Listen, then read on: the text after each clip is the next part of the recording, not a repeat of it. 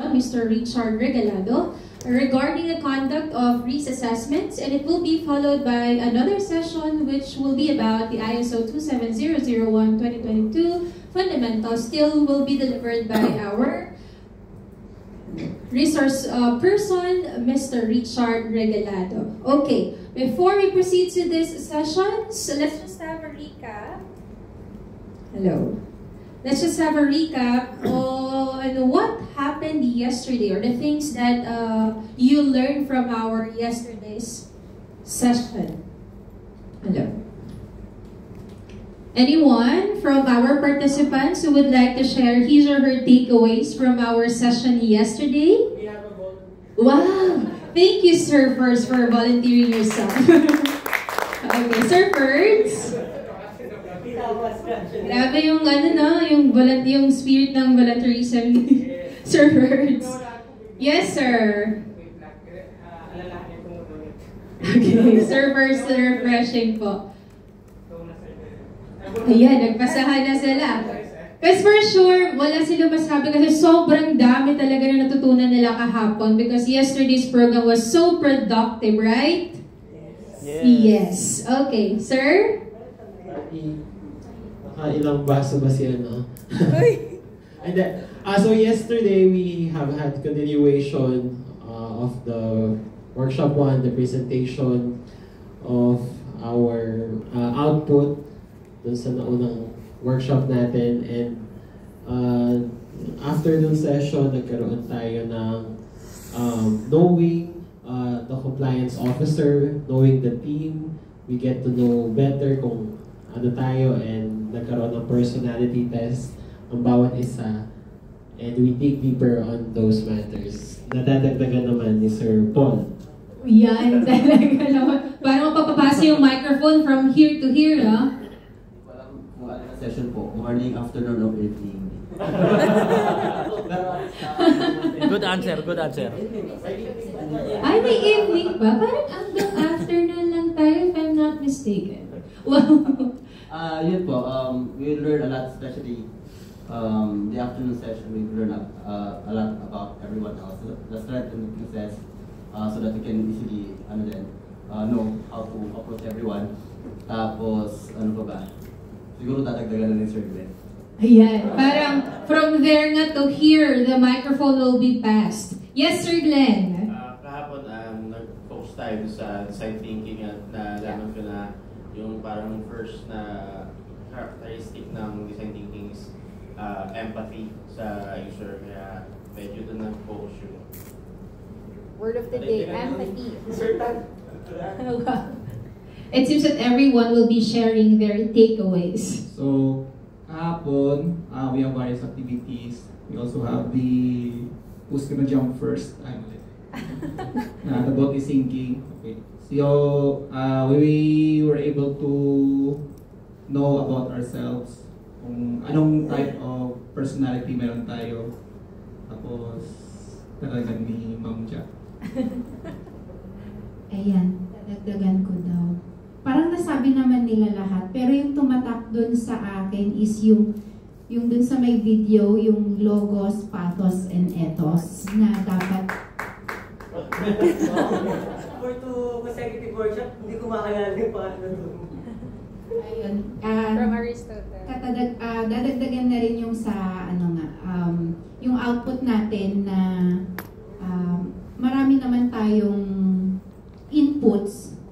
Kailan kaya natin uumpisahan? Diba, Sir Kim? Also, tama nga si Ma'am Jo, si Angela. Yung sa logos ethos pathos, yung finding the right person with the right environment. Tama yun. So, at saka din yung sa who am I, yung sa ano tayo as a compliance officer at anong gagawin natin. Tapos yung most priority sa atin is empathy. You know? At ipapasa ko rin si kay Sir Toots. So, sobrang dami talagang natutunan natin kahapon, no? Lahat may masasabi. Sige, sir, go ahead. Ayan, so, ayun nga. Ulitin ko lang. Ito yung sinabi niya na. Bali, we have second round of personality test. And ayun, then output presentation ng mga persona about dun sa compliance, may persona about ticketing system, about new hire. Also, yung nung sa afternoon naman, yung sa una rin, kasi yun yung pinakamahalaga is yung empathy. And para yung lahat ng compliance officer is not kinakatakutan, but as a friend to the environment. As a friend. Yeah. As a friend, sir. Only as a friend. Okay, thank you, sir. Sir Zeke. Ayun.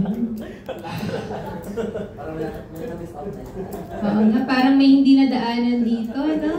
Sige, later. Let's see kung may dadagdag pa sila. Go ahead, Sir Zeke. Sorry.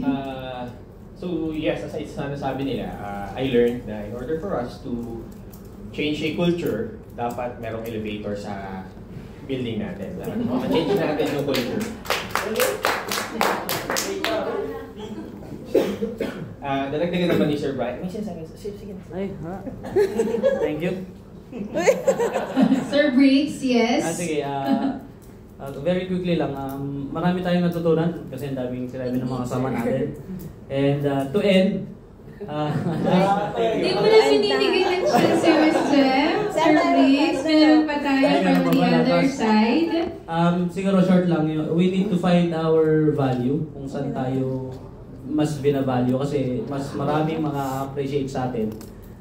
Kasi same persona, pero iba yung audience sa harap mo, baka hindi ka nila ma-appreciate. So I learned that you have to find a place where you can contribute more because your expertise or your contributions will be appreciated. So, just like what was presented in the video no po, yesterday. That's right. Okay, sana all nag-value. Ay, iba pala yun. Sir, Miss Jem? Before you pass the microphone to the other side. Akala ko tapos na ni Sir Briggs. Yan, mukhang nasabi naman nila lahat. Pero yun nga po, we share the same problem with our FO po. Ano po, so we came up with a solution by with siguro through teamwork na lang din po natin. Ano po, yun yung isa nating nakita doon during our first activity po, which is yung persona natin in every persona per kung tayo ba ay yung end user and as a compliance officer po. Yun lang siguro po. Shall we pass the microphone to this side? Yan, ready na si Sir. Oh, inaabot niya na yung microphone. Hello, good morning. So, yung na-learn ko kahapon is to get to know you all. Yung strength and weaknesses natin. Kasi by that, makikita natin yung potential and mapupunan natin kung ano yung kulang ng isa't isa since we are a team. So, yun. Just like what you're doing po na nagdudugtong-dugtong kayo because you belong in the same team, right? Yes, Sir Mon? Okay, good morning everyone. Buenas. Sa akin naman po is yung natutunan namin yung parts yung kahapon yung sa design thinking workshop natin is yung recognizing the problems, identifying the problems, and looking for the solutions, no? Kasi yung one of the most important is since the problems is present, ano yung gagawin natin, no? What's the best way we can do? Mga ilang steps ba, Sir, yung naakyat mo? Parang elevator naman tayo, Sir.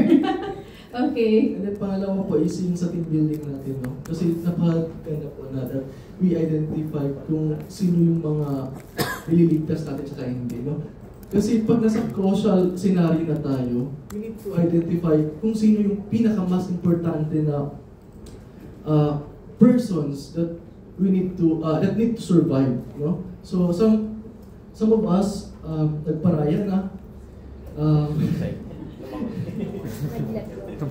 nag-let go na si Altman, nag-jump na. So ayun lang po, marami po, sobrang dami, I cannot explain it much kasi sobrang dami, hindi ko siya construct in one word, sobrang dami to describe the activity, napaka-productive po natin. Thank you. Pwede bang mo skip? Bawal tayo mag-skip, sir. Siguro siguro yung sa pangkalahatan na lang, we need to develop yung sasabi ni Sir, na empathy. Okay? Para at least yung tingin sa atin, hindi masyadong strict, pero as a friend, mas ma-persuade natin yung mga kasama natin na pwedeng kunan ng mga information. And then, syempre, dapat we will establish cooperation, no?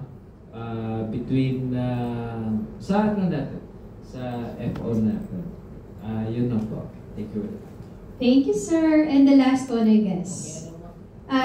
Would you like to conclude, sir, all their takeaways and sharing? Ano lang din siguro sa although marami na yung nasabi nila, parang pareha na lang ko, pero isa rin na natutunan ko sa simula is yung creating persona. So, ayun nagawa ng mga problems, challenges, at saka solutions. After the solutions is prototype, parang nagbo-vote yung bawat isa, ano yung maganda ang gawin, at saka ano yung kadalasan na problem ng iba, at saka how they solve it. So, yun, malaking tulong yun kasi iba-iba yung pero may mga common lang talaga na pwede natin i-solve.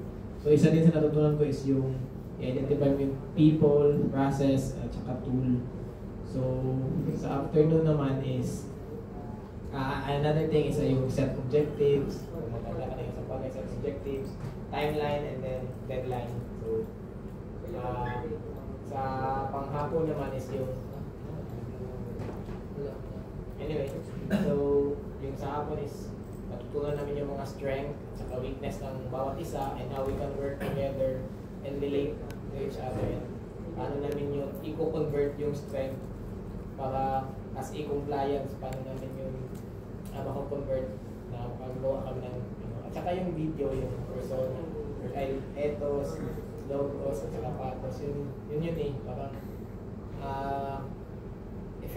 malalaman mo talaga yung value at saka saan yung tamang environment para maging effective ka. So, it relates also sa ating pagiging compliance.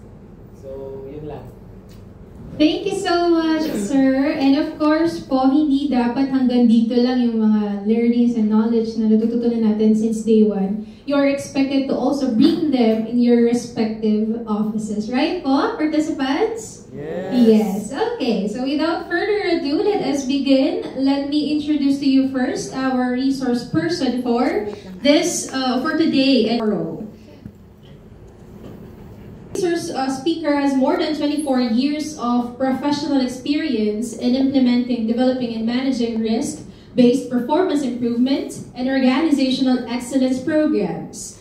His expertise is in the areas of risk management, business continuity, information security, quality management, and other risk-based management initiatives with practical hands-on experience from engagements in both the public and private sector, here and abroad. He passed the lead auditor courses for ISO 22301, BCMS, ISO EC 27001, ISMS, ISO 9001 QMS, and ISO 14001 EMS.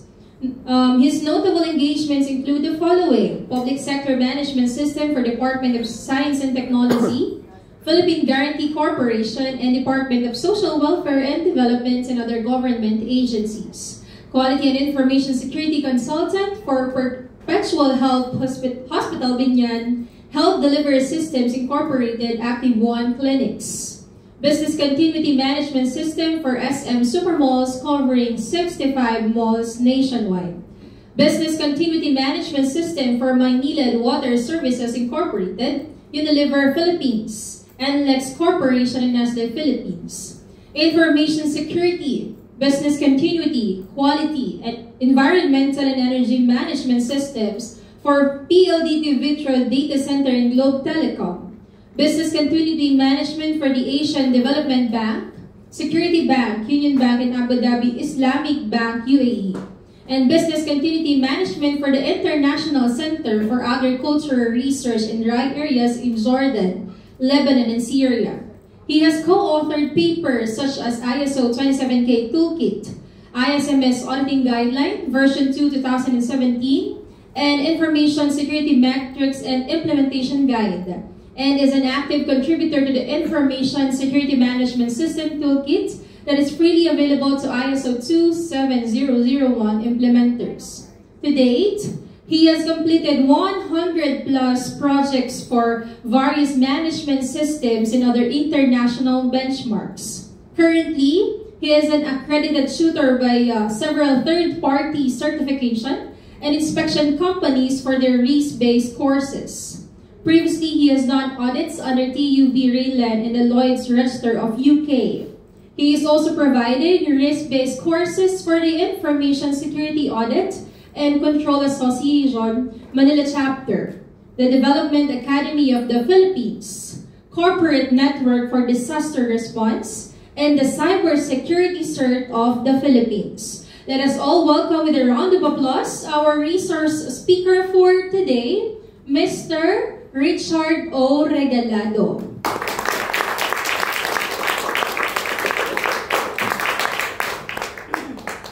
Thank you, Karen. Can you hear me at the back? Yes. This is a small room. I'm not gonna use any microphone. How's everyone? Good. Okay, let's start with a quiz.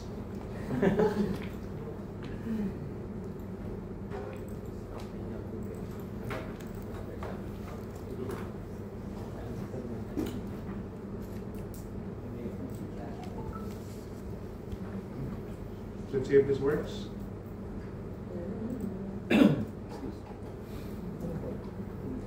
Right, it's working. Okay. You know this, guys? You know this? Slides. I think you need to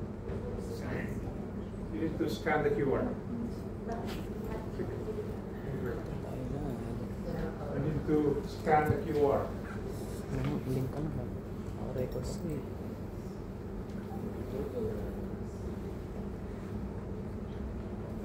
That's pag bumagsak ka dito, that's.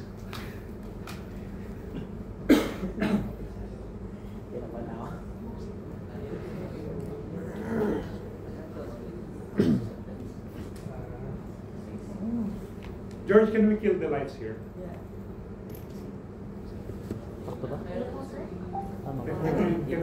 Can we dim the lights? Thank you. Yeah, para conducing for sleep.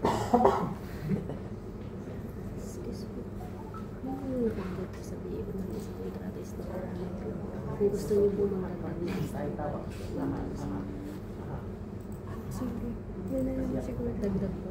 Hindi na Everyone has joined? Sige. Okay. This is my first time using this kasi I transferred to a new platform. Used to be this is Kahoot. Yeah, but they raised prices 50%.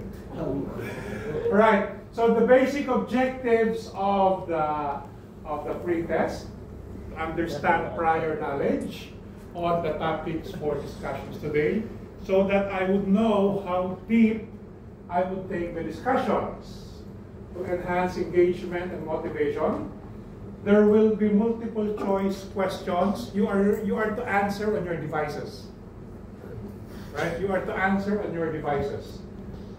Faster, correct answers mean higher points. Right? Kaya lang touch move ito, ha? I think once you've selected an answer, you can't go back anymore.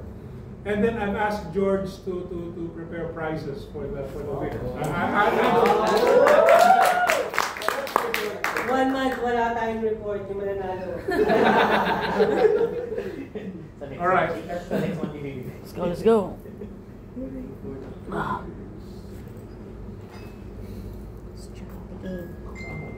Change tayo ng avatar. Ganun pala yun. Nakala ko naka-join na kayo. So you have to join every question. There's one. Go. Tatapos na ito. Ano yung pangalan yung nilagay nyo, ha? Dapat malahan. 7 players. Complete name? Dapat totoong pangalan. Kasi hindi malalaman kung kanino ibibigay yung premyo. Brian. Alright, kailan tayo lang, George? 16. 16 compliance officers. Yes, sir. 15, kulang pa ng isa. 16, okay na ba yan? We can start? We can start? Is that? Yeah, 16 na. Alright, question number 1.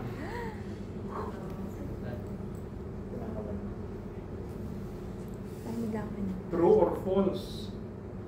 True or false? Napakadali. Information security deals with confidentiality only. True or false? Tapos biglang tumakulog ng ano. Napakadali yung tanong. Matagal yata yung 20 seconds. Alright, let's see. Let's see the answer. Oh, everyone got it right. Everyone got it right. Easy round, sir. Easy round. Easy round. Easy round. Incorrect naman.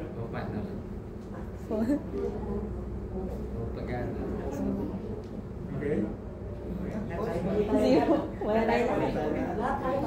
Yan na ba yung leaderboard? Yes. Yan na ba yung leaderboard? Ba't walang score? You're supposed to get a score. False ang sagot. False ang sagot naming lahat, sir. Parang mal... False ang sagot eh. Ay, mali. Pero mali ka siya. Baka practice lang. Sige, anyway, mali naman na. Oh, what is an ISMS? Second question. It could be that I am mistaken. Baka yung ano. What is an ISMS?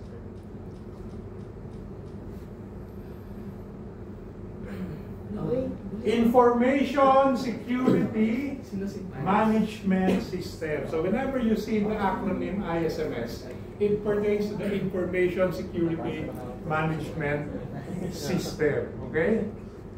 Tingnan natin. Ayun na oh. Kasi kanina, all are correct. Hindi, all are wrong. Kasi I think I made a mistake on the platform. Kaya walang points. Oh, may Japanese tayo si Sakazuki. Number 1. Alright, question number 3.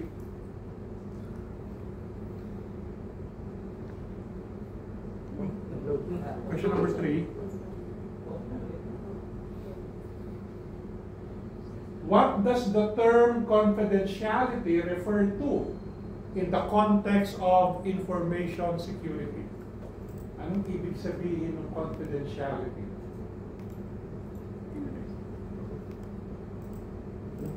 Mali yata mo. What does it mean? Sagot mo. Ay, sabi ka na eh. Right, majority got it right. Confidentiality is ensuring that only authorized individuals can access sensitive information. Right? Leaderboard. Ay, grabe. Ayan, George, yung mabibigyan mo ng premyo. Kaso wala sir pangalan eh. Sa Kasuki, wala kaming empleyadong ganyan. Question number 4. What is the purpose of the risk assessment in ISO 27001? To eliminate the risks, to identify and mitigate the risks, to assess employee performance, to ensure compliance with financial obligations.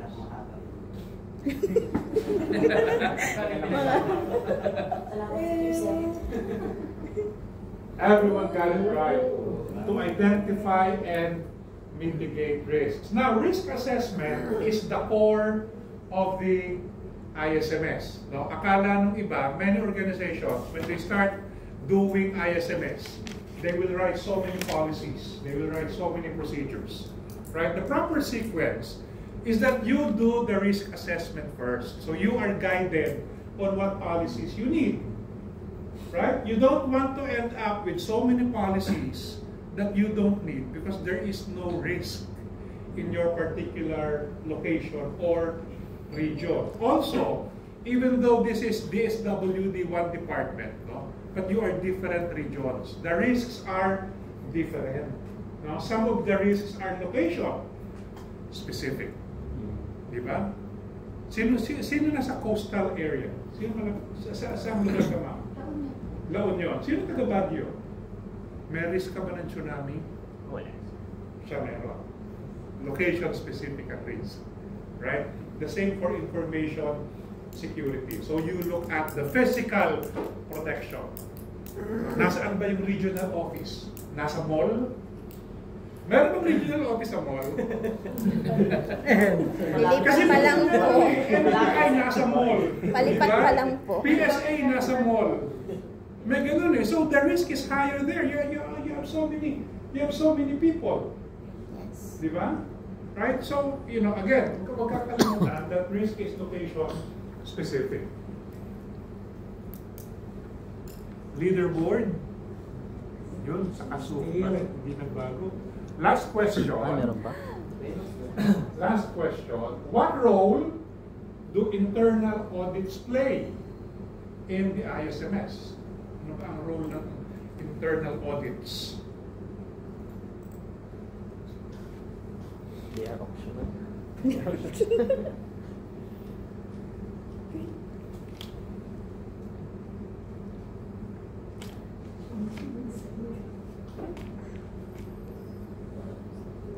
Everyone got it right. Very good. Now, internal audits, the conduct of internal audits is a mandatory requirement of the ISO standard. Alam niyo yung PDCA? Yes. Ano nga yun eh? Plan, do, check, act. Plan, do, check, act. Internal audit is part of the check phase. Dapat talaga merong nagmo-monitor, merong nagre-review. Not to find fault,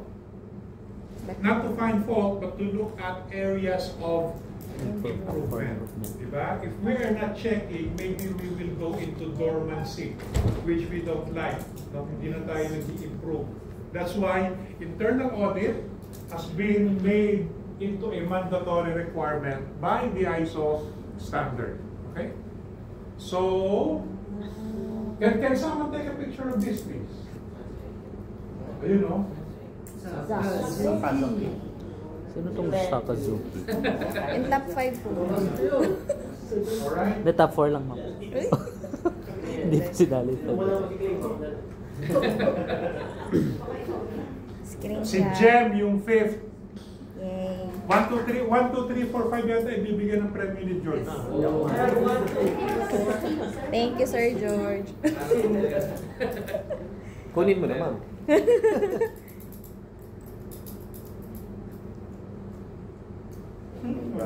Wala na akong type C. That's okay. Alright. What do you see? What do you see? Ano yan? Sa map? Yung nasa taas. Nasa what?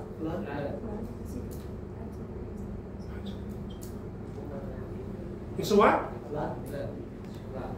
Flood. It's a flood. No, it's not. The barriers. It's a barrier? Ano ba? It's a fence? Flood control. Parang flood control. Right? It's a border, it's a fence, it's a barrier. Yeah, all of those things are correct. It's a wall. Now, it's a wall. Right? Now, if you look closely at the map, there's a red line. No? The wall or the fence was built by France. Ginawa ni France yan, no? Bakit ginawa ni France? Kasi natakot siya eh. Yung kapitbahay niya gumagawa ng napakaraming tangke, baril, at mga gamit pangyera. You would do the same if your neighbor, if your neighbor is doing the same. No, you would build the wall. So natakot si France, no? Gumawa siya ng wall. No? The solid red lines indicates heavy fortification. No? Malakas. Matibay. No? Yung border between France and Germany. If you notice, there are dotted lines here indicating light fortification or lightly constructed fence or barrier. No? True enough, no? Sumugod si Germany. Pero ang ginawa ni Germany occupied Luxembourg first, and then Belgium, and then they went into France. On the heavily fortified area, ang pinadala ni Germany mga eroplano. Right? And then France surrendered after a few days. No? Now, you may ask, bakit pinapakita sa amin ito ni Richard? Just to reinforce the principle that there's no such thing as absolute security. You may be mistaken, ang dami naming budget. Ang laki ng budget ng department na binigay sa IT, hindi kami mahahack, no? There's no such thing as absolute security. Even if you have the most expensive firewall, even if you have the most expensive antivirus software, if the users don't know what to do, no, and keep on opening emails from unknown recipients, tatamaan ka ng virus. Diba?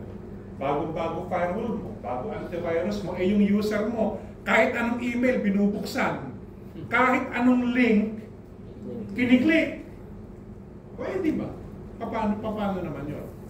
Diba? That's why there are compliance officers to make sure that everyone is following the established policies and procedures. No such thing as absolute security.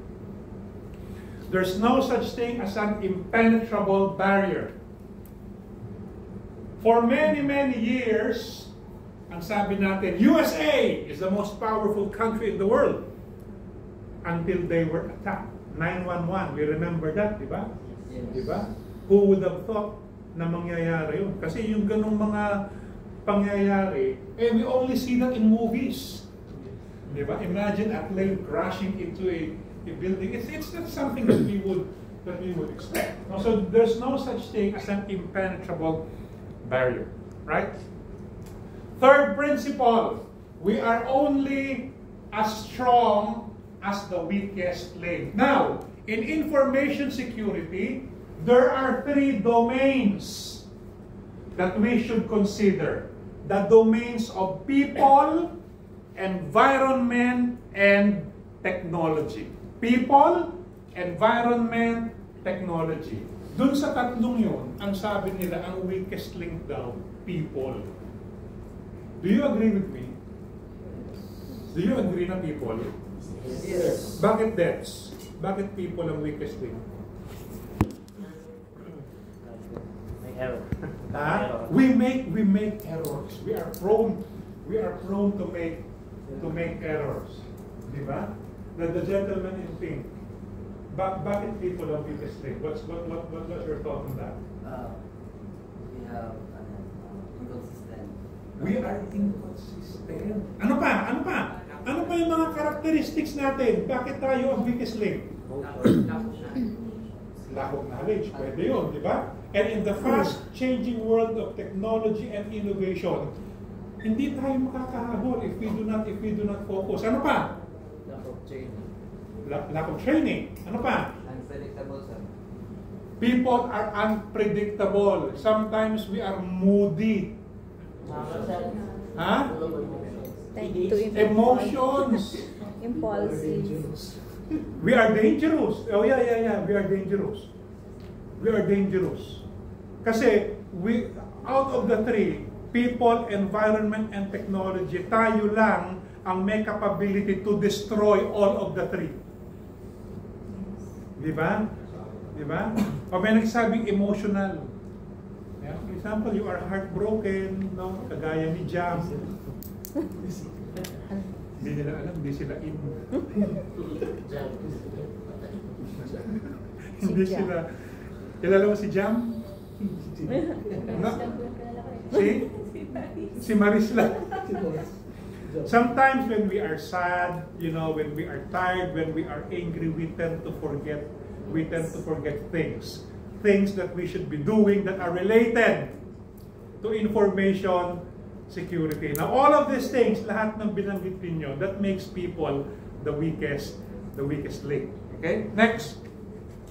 There are external and internal risks. Guys, take note that when we do the risk assessment, no, magdadry run tayo mamaya, while we should be on the lookout for ransomware, viruses, let's not forget that there are internal risks. Ilang beses na ako nasa kliyente, pagbukas ko ng photocopier, yung original nandun. I'm not saying it's done deliberately. Maybe it is accidental, but that is a breach. Imagine if that contains salaries of employees. O edi kailangan i-report mo na sa National Privacy Commission yun. Di ba? Who is the data protection officer? Who is the DPO? Patay. Ay, kanino kayo magre-report kung mayroong breach sa region? George, is there a regional DPO or department DPO? We have a region COP, Compliance Officer for Private Program. Ikaw yun? Each field office and then also meron silang COPs designated. Oh, sige, sino sa Region 2? Region 2, sir? Oh, sino designated? Na DPO, sir? Oo. Meron po kaming kasama, sir. Sino? What's his name? Attorney Mark Andres, sir. Attorney Mark Andres. He is the DPO. Tama ba yun? Sabi yun? COP, sir. COP. Ano yung COP? Compliance Officer for Privacy.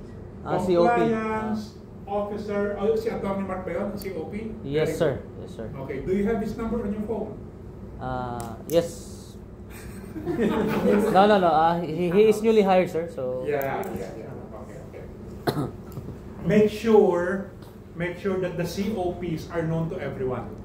If there is a breach, especially if the breach contains PII, personally identifiable information, we have 72 hours to do the investigation and to submit the initial report to the National Privacy Commission. Ngayon, kung hindi alam ng mga tao kung saan magre-report, tatakbo yung oras natin. Right? George, lahat ba may COP? Yes, sir. Lahat ng regions may COP? Yes, alright, sige. Make sure kilala ninyo, ha? Mga bagong hired po kasi, sir. Ha? Mga bagong newly hired. Newly hired? Yes, sir. We are currently we're ongoing establishing those teams. And these are one of those teams, the compliance. Alam ba nila na COP sila? Si sir kasi yung lead. Baka hindi nila alam na sila yung COP. May mga SS nila, sir. Alright, information security is everyone's concern. It's very easy for people to point to IT. Yes. Diba? Information security, sa inyo yan eh. It's not. Right? At the end of the day, the IT department is the safekeeper of data. You are the gatekeeper of information. No, you safeguard the network. No? But you don't know the value of information. Tinatago nyo lang. You safely secure it. No? The people who are in the operation, the owners of information, they know the value of information. So this is a collaborative effort. This is a collaborative job to make sure that information is secure. Right? So okay, papaling na, hindi lang sa amin yan. Imagine the scenario of a bank. BPI, kliyente ko 2004. Nasa ka ng 2004. Nag-aaral ka na already. 2004. Ang pina-certify nila IT department. But the risk is not there. Sino ba nakakaalam kung magkano yung pera ko? Eh, yung teller na kausap ko. But it's not part of the scope. Diba? Right? So let's be mindful of that thing. Of these things. No? We need to understand how information is flowing in the organization. Paano ba namin siya nakukuha? Paano ba siya pinoproseso? Paano ba siya lumalabas? So we need to understand. Right? By the way, this is the famous French Maginot Line. Silent P daw yan, sabi mo. Maginot Line. Kaya kung pupunta tayo dyan, the structure is still there. Kasi hindi naman nagamit, hindi naman nabomba. Okay.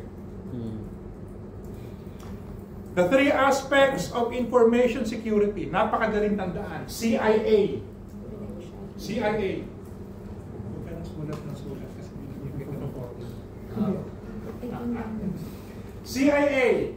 Confidentiality, integrity, availability. Simplest definition. Confidentiality is keeping secret things secret. Kung para lang sa atin, para lang sa atin. Huwag na natin i-share sa iba. Huwag na i-screenshot. I-screenshot ka, malabo, sumakit yung mata kung kakabasa kahapon. Alright? Integrity. Integrity pertains to the reliability of information. Ano yun? When you submit a report to the regional head or to the department manager, no, that person can make a decision based on your report. Bakit? Because it can be relied upon. Meaning to say, it has integrity. Diba? Pag sinabing integrity, pag sinabing reliable, it is protected from unauthorized modification. Kasi kung napapalitan siya ng kahit sino, hindi na reliable. Look at Wikipedia. Is that a reliable source of information? Definitely not. You can go there, pag medyo malungkot ka, and just change on anything. Alright?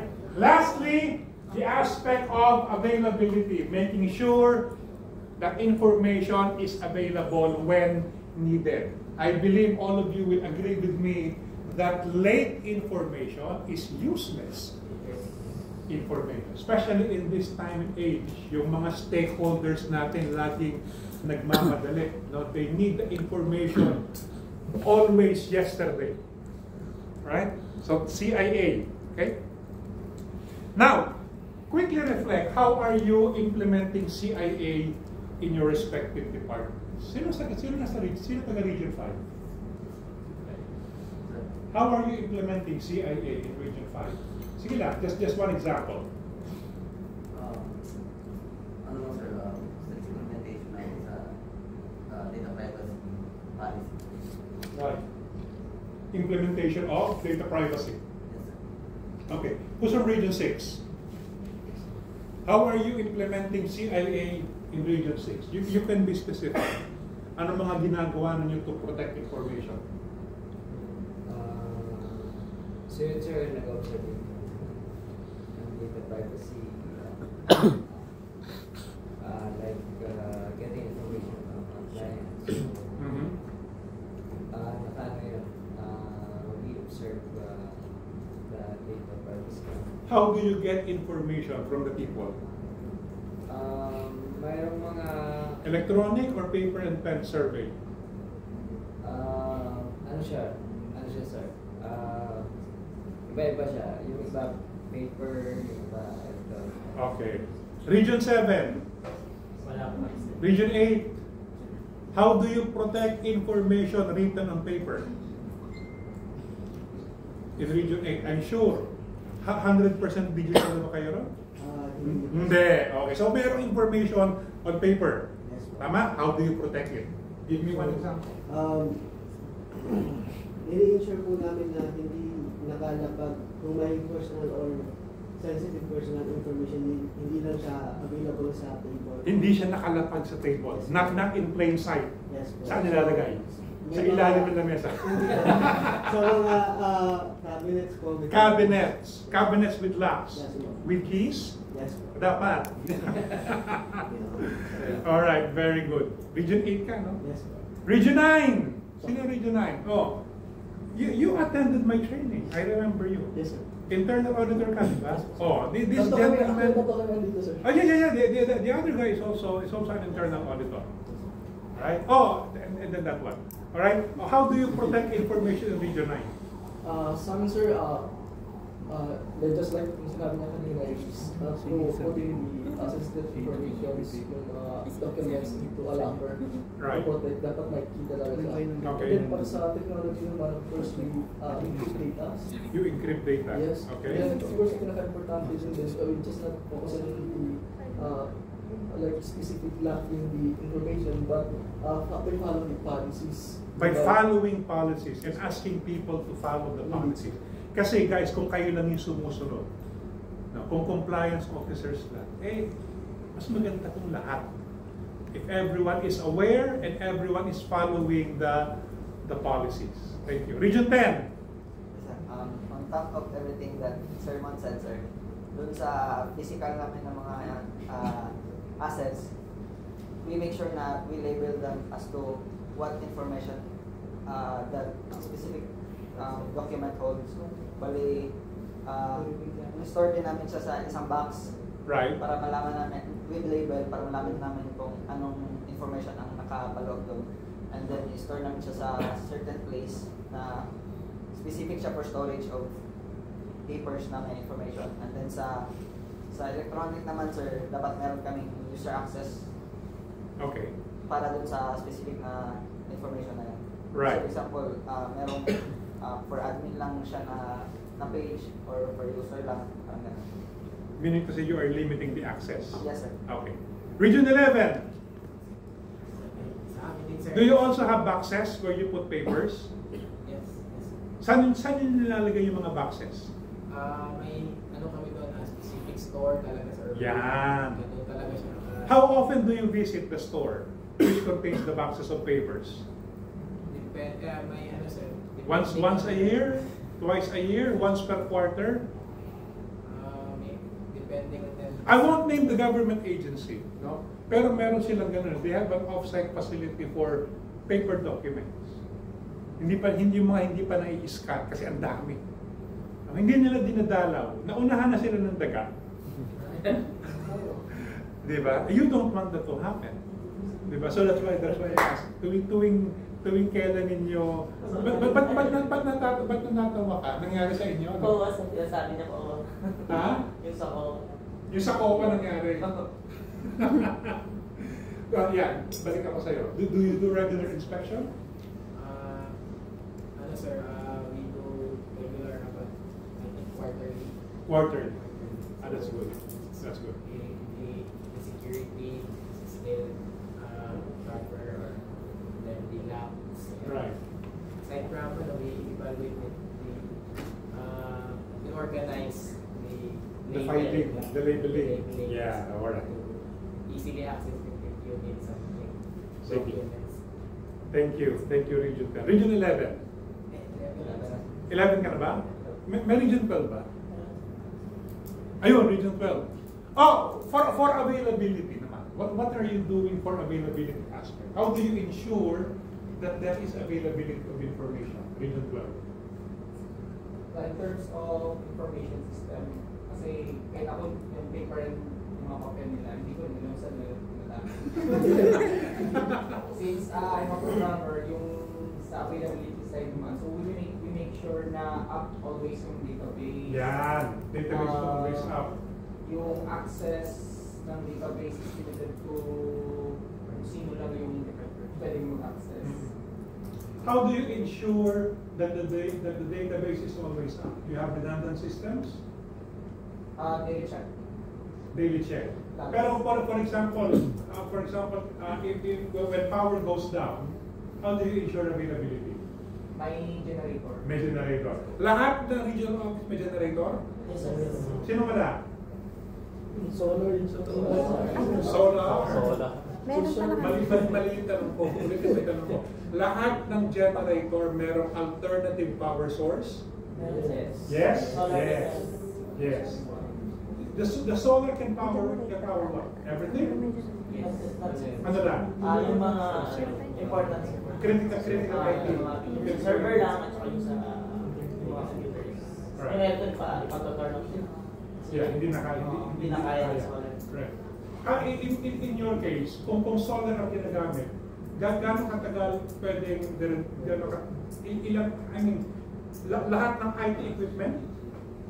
Yung mga specific division lang sa pinaka-important. So usually yung sa server natin, yun lang talaga yung pinapakos sa solar. Okay. Which is the most crucial. So yung doon yung database, at saka yung sa mga websites, sa mga AX. Okay. Thank you very much. Alright, so everyone now, I feel, has a good grasp in implementing CIA in your respective areas. Now, what are the benefits of information security? Number one, it secures all form of information, electronic, digital, written on paper, and everything else in between. There is a reduction of information security costs because we are aware that we need to protect information. Alam niyo naman yung saying that fire prevention is better than firefighting. Meaning to say we are aware that we need to keep information rather than lose information. It provides a central framework, meaning to say, when this is implemented and cascaded within the department, no, meron ka lang isang framework. One framework for internal audit, one framework for risk assessment, and so on and so forth. Hindi siya nagbabago per region. It increases our attack resilience. Again, through the risk management framework, we are required to look at the things that may harm the department and the region, right? It allows us to respond to evolving threats. Is it part of your job description, compliance officers, to look at threats and then analyze if those threats can happen to your region? Part ba ng job description ninyo yun? George? Yes, sir. Anong yes? Is it part of their job description to look at the things happening in the other parts of the world and analyze, pwede bang mangyari sa amin ito? And if the answer is yes, I will coordinate it with the other region so that they are warned. It is a part of one of our team, and that team, we're still structuring how they will link with our compliance team so that the information from the threat hunting will be transferred to them. So hindi sa kanila? Hindi, sir. Hindi sa kanila. So there is a team, specific team for that, who is responsible for threat intelligence. Yes, sir. Okay, very good. And lastly, it improves the culture of the organization. Take note, guys, that when we say information security, we are not only securing the information of the stakeholders, not only the information of the general public, we are also securing the information of DSW's employees who have chosen to work for the department. Nag-submit kayo ng information nyo sa department. Where you live, di ba? Next of kin, no? Contact numbers, etc. So lahat yan will be protected under the ISMS. Okay. Why is InfoSec important? Because of increasing threats coming from viruses, hackers, misuse of systems, data corruption. If you want to learn how to hack, punta ka YouTube. Diba? Pagbabad ka ng isang oras doon, hacker ka na. Increasing exposure, there is greater dependence on IT. I'm not saying that it's bad.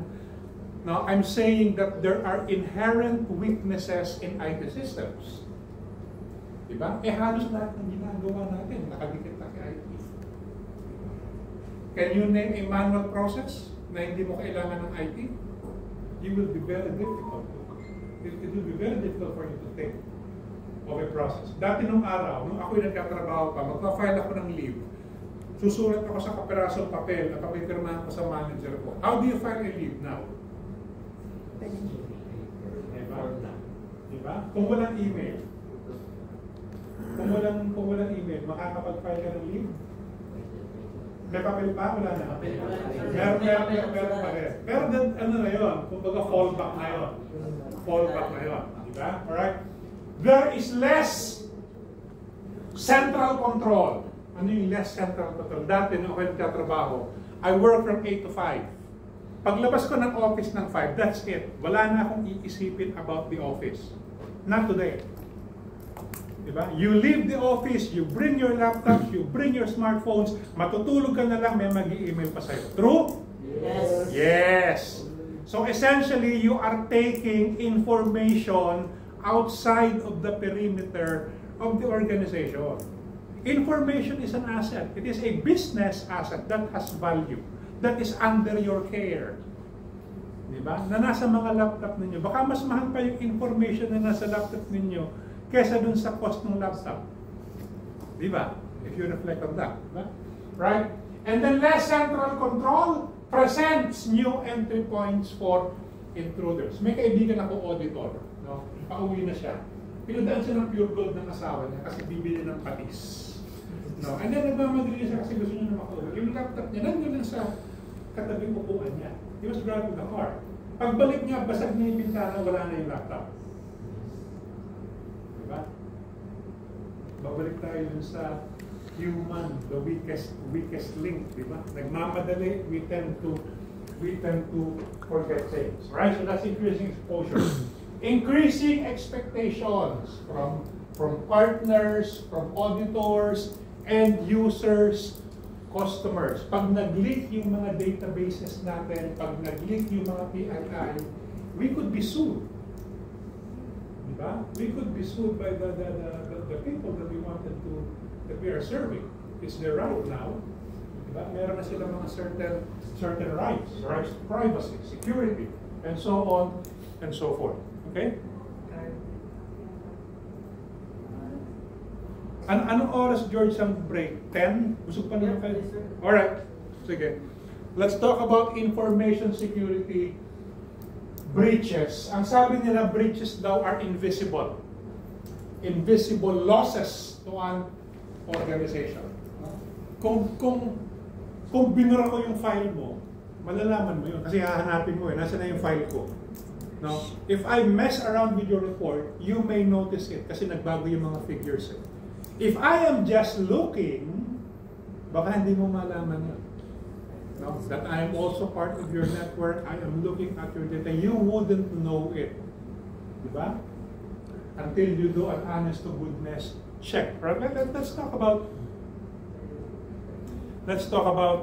breaches for a while. What's this? Compliance officers. What's that? Anong tawag dyan?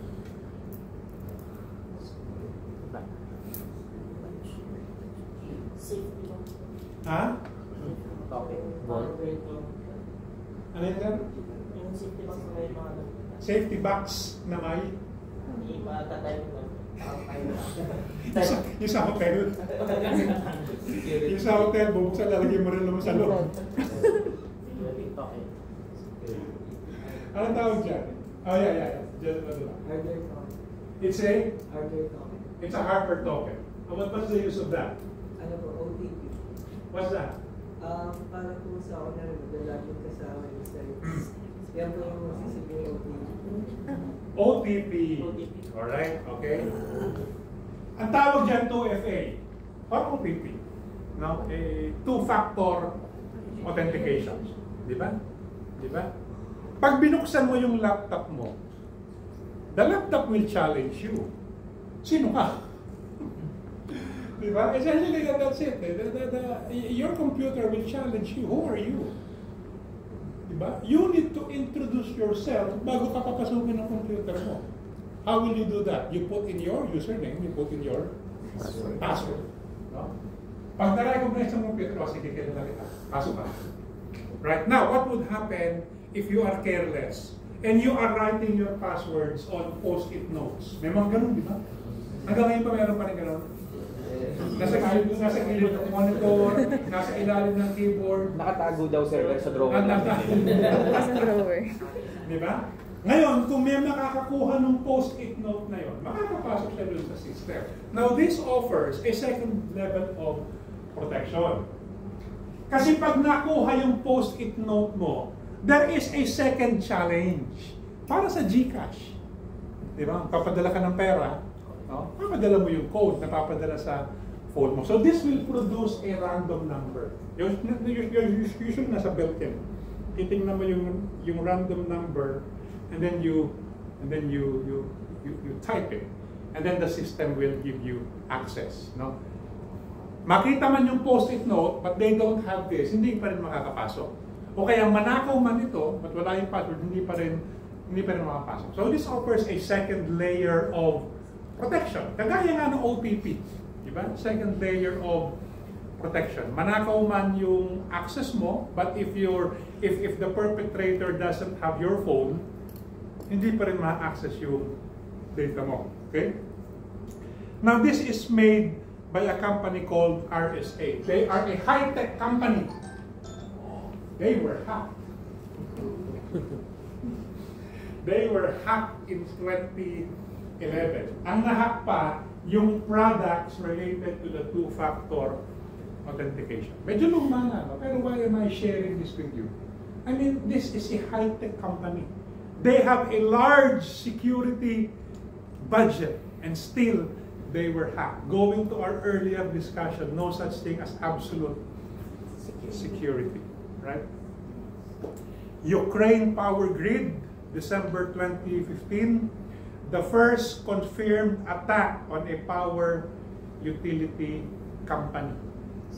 Right? 500,000 people were affected. No? So hinak yung power system, nag-down yung power system. Right? And then the Philippines reacted. Ano ginawa ng Pilipinas? 2016, the National Grid Corporation of the Philippines nag-implement kagad ng ISMS. So nagkaroon sila ng risk assessment, and they put in other controls. Pwede ba mag-flex? Ako yung consultant na yun. Medyo pahit pa ako kasi hindi pa nagko-COVID. Alright. Ha? Ayan, yung pinakamalaki. National Grid Corporation. And it's not just the central office. You know, we went everywhere. Cebu. Sino ba malapit sa Agus? Sino ba nasa taga-Agusan? Oh, you know the dam there? Agus? Awan, Agus 2? Baka sabihin niyo, Richard, puro naman high-tech yan. Di yan mangyayari sa region namin. Kasi low-tech lang kami. O eto, stolen laptop. Diba? So reflect on this for a while. Nanakaw yung laptop ninyo. Ano yung mga data na ma-access mo? What data can be accessed if your laptop was stolen? Meron ba dyan PII na ma-access? Madedemand ba ang department? Makukulang mo sa Secretary Rex? I don't know. Alright?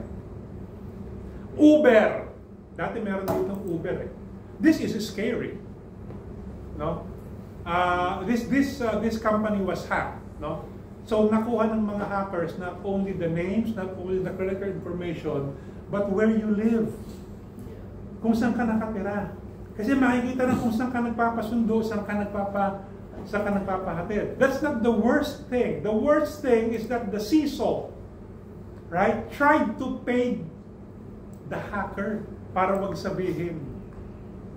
But still, it became public, and then nawala ng trabaho yung Chief Information Officer.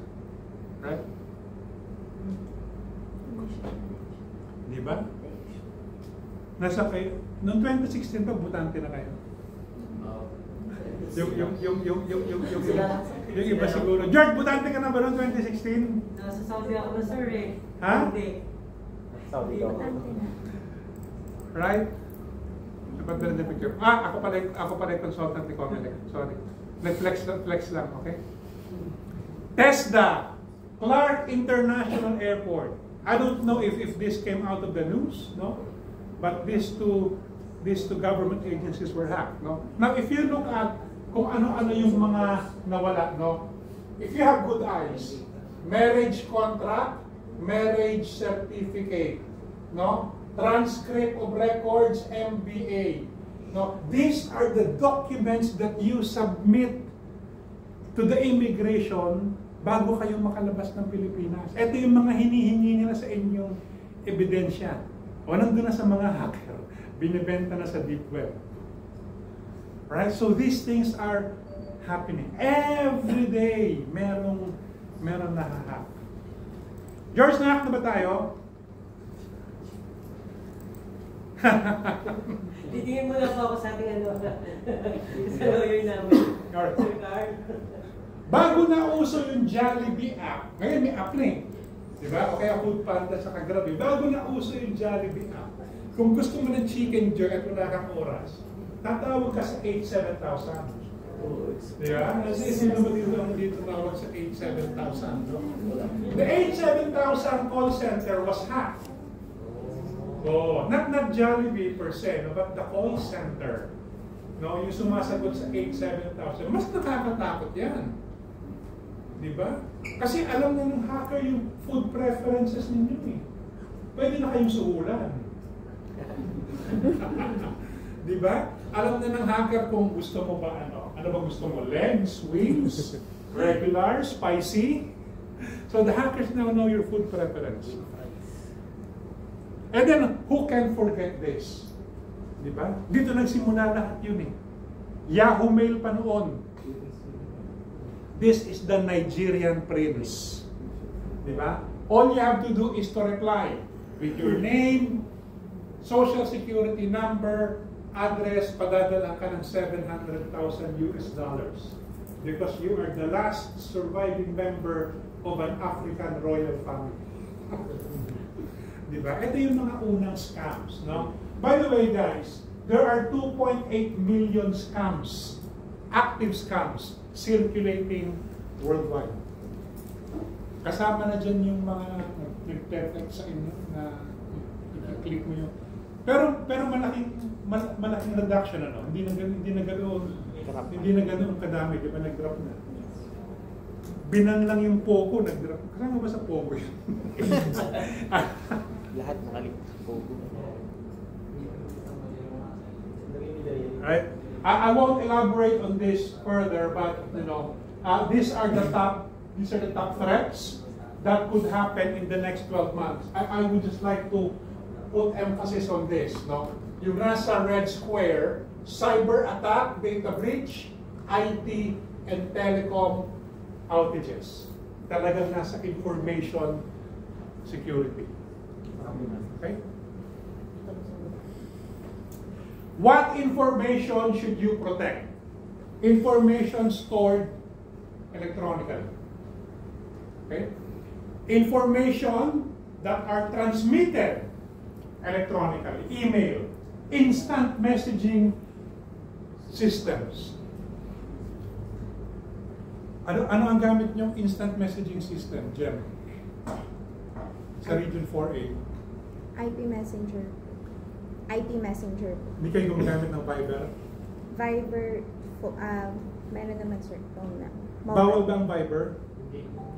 Hindi. Kasi si George, Viber ginagamit, kinakausap ako. Right. George, what's the accepted instant messaging platform? For the DSWD, GChat and Viber. Google the chat in Google, The chat, yes. and Viber. But the Viber is selected lang. Yeah. They allowed that. Those two, sir. Ha? Dahil yung dalawang yun. Okay. Now, you may ask me, Richard, ano ba yung requirement ng standard? Ano ba ang sabi ng standard kung ano ang gagamitin namin? None. Walang sinabi ang ISO standard. Ang sabi lang ng ISO standard, if you are using any of these things, make sure you understand the risk. Walang pinagbawal. No? Hindi sinabing bawal yung ganito, hindi sinabing ito gamitin ninyo, walang ganon. No? Right? Understand the risk, pwede mong gamitin yung mga yan. Make sure that you have controls. Right? Information printed out or written on paper, information transmitted by fax. Wala na yata gumagamit ng fax ngayon. Dati nung araw kasi meron eh. And it's a challenge. Kasi after 3 months, hindi mo na mababasa yung nakasulat eh. Hindi na inabutan ng mga bata yun. Alright? Information spoken in conversations. Guys, if it is confidential on paper, if it is confidential in digital format, it is confidential in spoken format. Ibig sabihin, if you are in a public place, huwag kayong magkwentuhan about confidential information. Because you won't display confidential information on paper in a public place. Ganun din pag sinabi mo. No? Sa elevator, no, maraming tao, huwag kayong magkwentuhan about sensitive information. Right? Nagbabago yung media ng information. But the value, the sensitivity remains the same. Baka kako masyado tayong careless if it is spoken, nakakalimutan natin na confidential yung pinag-uusapan natin and other people may hear it. Right? Information shown in films or in presentations. Right? This is DSWD. Ito sinasabi ko sa inyo, people, technology, environment, surrounded by the strategic intent of the department. Our business processes, the benefits that we create, the value that we derive, our collective resources and capabilities. Is it just information that we are protecting? No. At the end of it all, we are protecting the trust. O sige, DSWD, magtitiwala ako sa iyo. Ito pangalan ng mga anak ko, birthday nila, address namin, ito yung trabaho ng asawa ko, etc. etc. No? Can you take care of my information? Basically, that's it. No, we are protecting the trust given to us by those who have entrusted information into our care. And if you will look at it, ang daming information na hawak natin. Diba? On Filipino citizens. On Filipino citizens, right? That makes information security a core organizational concern. It's not luxury. It's not luxury anymore. Okay? What is the best approach to secure information? Can we stop using the internet? Karen, what do you think? Hindi ba pwede? Nung araw wala namang internet, di ba? Oo. Kapag kailangan mo ng information, save ko sa disk, bibigay ko sa iyo. Oh. Life was so much simpler. Can we go back to that? Wala nang disket sa... Wala nang disket. Wala. And the data files are much bigger. Right. We cannot do that. We cannot disconnect from the internet. So the best approach is to use a structured approach based on an international standard. We use a standard that is used by more than 40,000 organizations worldwide. No? Yung standard na sinasabi ko, yung ISO 27001. Ladies and gentlemen, hindi ISO ang basa dyan. ISO 27001. Alright? There are 40,000 organizations certified worldwide. Who would like to guess which country has the most number of certified organizations? Wild guess. No. UK. No. China. China. China. Natawag. China. China. Japan is number 1. Bakit? I'm sure may question mark sa ulo ng Japan. Bakit? Because they made a legislation.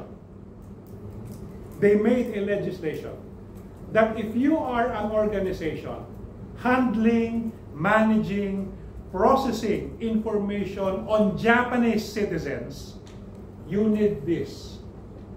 Ginawa nilang batas. Kaya sila ngayon na mayroong pinaka-marami. Diba? Sa atin, parang kulang, hindi na required. If you look at yung sinabi ni DICT, parang sinasabi lang na we encourage you, we want to inspire you to hindi na sinabi, you are required. Kasi kung ano yung required mo, susunod naman yung mga yan eh. Diba? Parang kulang. So that's the trivia. No? There are 93 controls in the standard. Pag-uusapan natin yung 93 controls. It is not an IT standard. There are no technology requirements. Even if you read the standard, walang sinabi din, DSWD, dapat may firewall kayo. Walang ganun. Ang sabi lang, you secure your network. Hindi sinabing through a firewall. And there are so many ways to secure the network. Diba? Installing a firewall is just one of the ways on how to secure the network. Okay. Nakapunta na kayong Pier? Jem, hindi Pier 1. Ha? Alam niyo yung Pier 1? Sa fish. Inuman. Hindi Pier 1. Pier, the ports. Have you been to the ports? Have you seen the ports? Yes. Anong meron sa port? Boats, containers, snatchers. Napansin niyo yung containers, they come in two types. Merong de 20 at saka de 40. Diba? That 20-footer and then you have the 40-footer. Merong standardization doon, diba? Imagine if there is no standardization. Diba? Napakahirap magpatong-patong ng mga containers. Diba? So that's why there is something beautiful in having standards. No? Kaya nga pinanganak yung ISO, which is the International Organization for Standardization. Baka sabihin niyo, Richard, di naman yung ISO, IOS. Niloloko mo kami. Hindi mo kami niloloko. Kasi kung kukunin mo yung English transliteration, it would come out as iOS. Pag isinalin mo sa wikang Pranses, ang lalabas ko na sa kanya, OIN. Diba? Imagine if you translated it into Hindi or other languages. Magulo, diba? Magkakagulo na. Kaya sabi ng matatalino ron, let's just use the word ISO to coincide with the Greek word isos, meaning equal. Naalala mo yung geometry days mo? Yung isosceles triangle? Yung triangle with three sides equal? Mali, equilateral yun. Isosceles yun. Alright? There are more than 15,000 standards. There is even a standard in the manufacture of glasses and coffee mugs. Meron. Coffee mugs. No? Yung thickness nun, may international standard yun. Too thin, and it will burn your hands. Diba? So may standard yun. Okay, now, yung ISO ba ang sumusulat ng standards? Yes or no? Yes or no or don't know? Don't know. Hindi sila ang sumusulat ng standard. If there is a need for an international standard, ISO would write the 179 member countries. Susulat yan. O kailangan natin gumawa ng standard para dito. Kasama ang Pilipinas doon. Sinong department ang tatanggap? Who would like to guess? Sinong department? Under DTI. DTI, Department of Trade and Industry. Under Merong opisina ron? Philippine Standards. Under BPS. Ayan. The Bureau of Product Standards. So makakatanggap sila ng email galing kay ISO. They will contact public and private organizations. So guys, mag-submit kayo ng inputs. Bibigay natin kay ISO kasi kailangan ng bagong international standard. Ang gagawin niya ISO, babasahin niya lahat ng inputs. No? At gagawa siya ng standard out of all of that inputs globally. Imagine kung gaano kahirap yun. Diba? Minsan nga lang yung katabi mo, di kayo magkasundo. So many inputs from different countries and from different industries. Diba? So sila ang gumagawa, no? No, they collate, they merge, they come up, pero hindi sila yung sumusulat per se. Kasi galing sa atin. No? May inputs from the different... Kaya that's why the orientation is global. Hindi lang siya built for the Americas, hindi lang siya built for Asia. Okay? Ganyan po ang itsura ng ISO standard. Some standards are free to download. Yeah. No? Some standards are, you need to find them. Ito is 118 Swiss francs, which is around 8,000 pesos. Binigyan ko ng bootleg copy mo si George. George, nasa yung copy mo ng ISO standard? Binigyan ko sa'yo. Nasa iyo pa? Yung pirated version. Isa-share mo sa kanila. Isa-share daw sa inyo. Alright? Alright. Now, ano ang laman ng standard? No? The standard contains requirements. No? Requirements na kailangan nating sundin.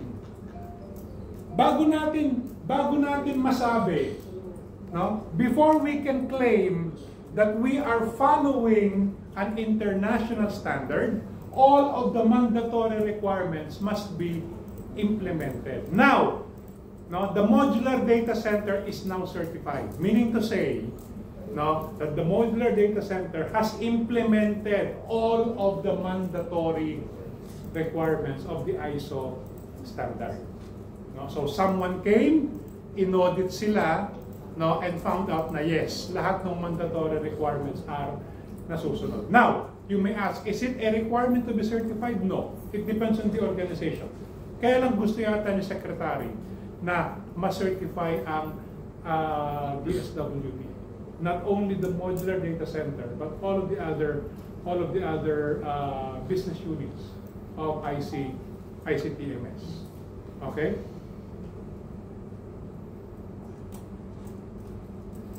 This is the structure of the standard. Ano structure? Parang libro. It's like a chapter. It's like a book with different chapters. There are 10 chapters. No? There are 10 chapters. Okay? The mandatory requirement starts on chapter number 4 hanggang chapter number 10. And then you have the Annex A, which consists of the security controls. Okay? So, I just wanted to quickly appreciate yung mandatory requirement, it cuts across the organization. Kasama dyan yung leadership. No? If you were there during the audit, si George, tama ba? Si ASEC yung na-audit dyan? Yes, sir. For leadership? Yes, sir. Yeah? Okay. And then may requirement for planning, for support, operations, performance evaluation, and improvement. I'll quickly run through this, no? Kasi what I want is for us to undergo yung risk assessment. Okay. So section 4 is context of the organization. In a nutshell, ano ba yung context of the organization? The ISO standard is asking DSWD, bakit kayo mag-i-implement ng information security? Ano ba yung reason ba't kayo mag-i-implement? No? Where are you weak? What are your strengths? What are the internal and external issues? Section 4 is asking us about ourselves. Anong meron sa inyo? Bakit kayo mag-i-implement ng information security? So this is a chance to reflect on our information security posture, on our information security practices, the training, the competency of our people. No? So intindihin muna natin yung context ni DSWD. Okay?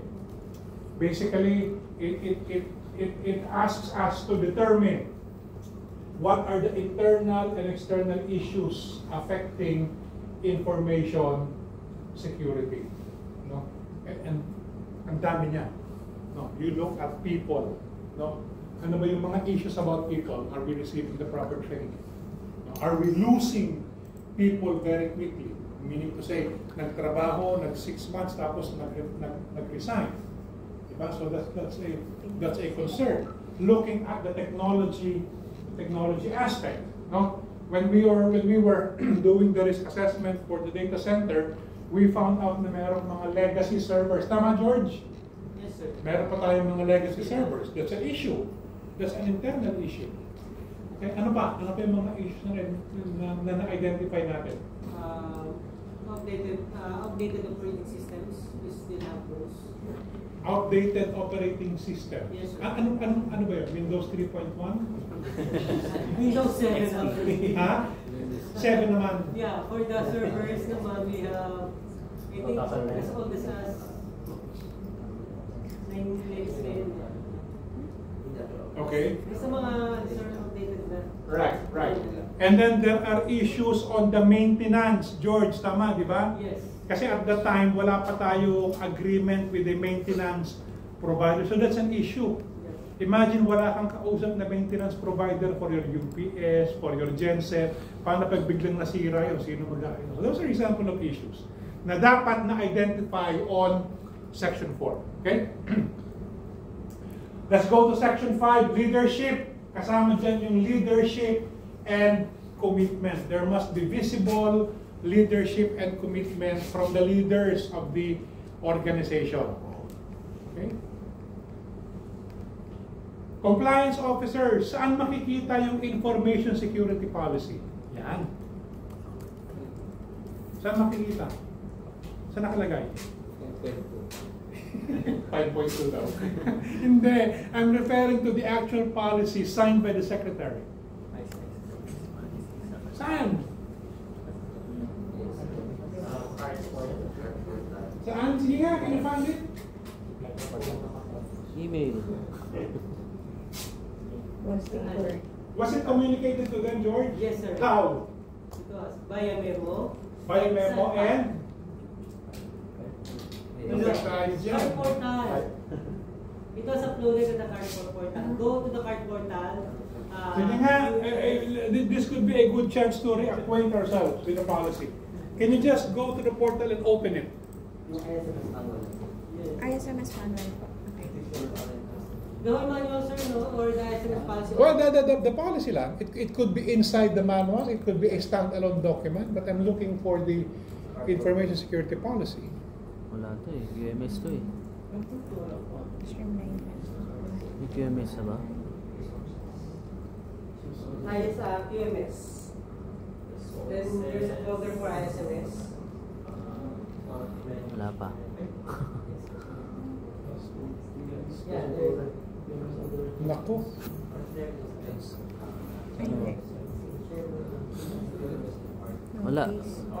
Walang laman, George. Naghang. QMS and SOP po. QMS lang ang meron. Registered SOPs.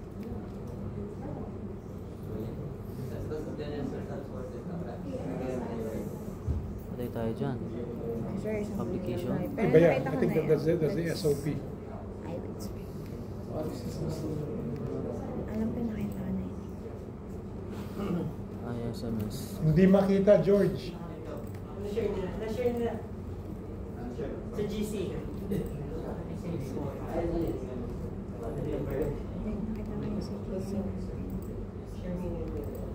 Ang Lagi GC. ka na busy.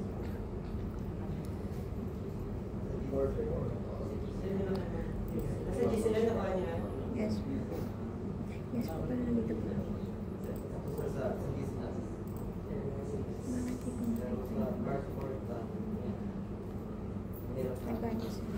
Meron?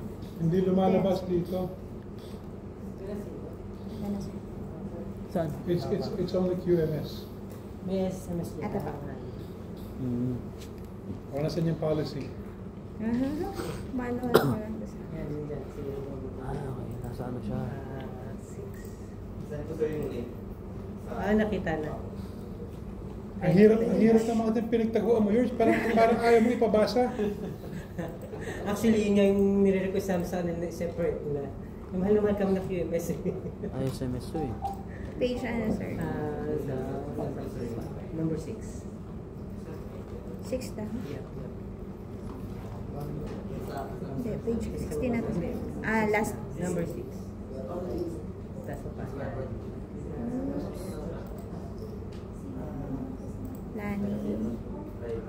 Planning na to, sir. Formation, planning of changes, competence, awareness, ISMS policy. Yan. Oh, di ba? Nasa awareness na po tayo. Hindi yun. Yung mismong policy po ba? Yes, mission policy. I think it coincides with the acronym DSWD. The same as your quality policy. Kaya lang for InfoSec. Karen, kunin mo i-share mo para makita mo. Ito na po. 46.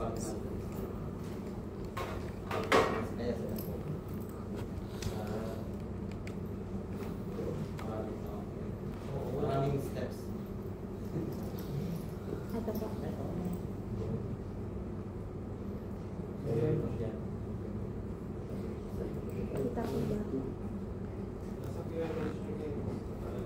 Page 46 po.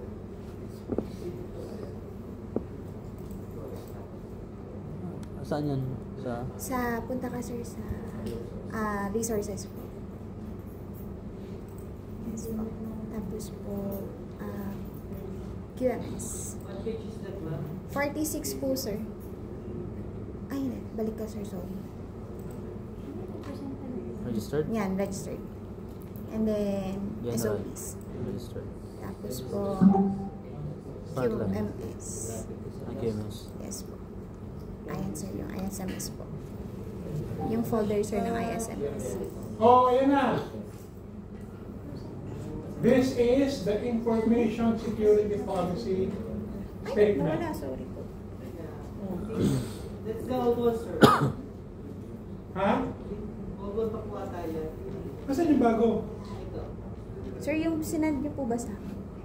Yeah, you send sa inyo, ma'am. Yung recite natin last during the opening. Sanay na talaga to, sir.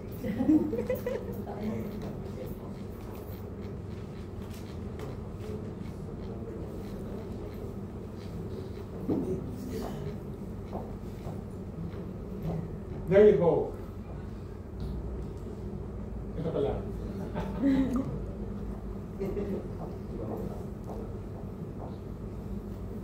Okay, so huwag niyo kakalimutan ha. Kasi we need to align ourselves with this policy statements.